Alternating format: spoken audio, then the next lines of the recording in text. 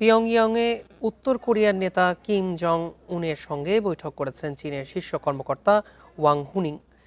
চীনের কমিউনিস্ট পার্টির চতুর্থ সর্বোচ্চ এই নেতার নেতৃত্বে একটি প্রতিনিধি দল বুধবার উত্তর কোরিয়ার রাজধানী পিয়ংইয়ংয়ে পৌঁছায়।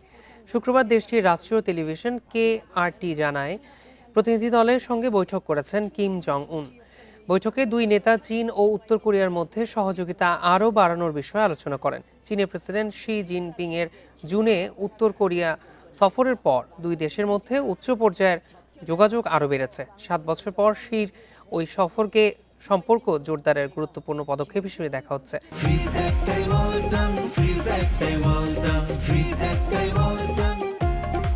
বিশেষজ্ঞদের মতে রাশিয়ার সঙ্গে পিয়ংইয়ংয়ের সম্পর্ক ঘনিষ্ঠ হওয়ার প্রেক্ষাপটে উত্তর কোরিয়ায় নিজেদের প্রভাব ধরে রাখতে চাইছে বেইজিং। 세계 평화와 안전을 보장. 인민공화국 국무위원장이신 조중우호 협조.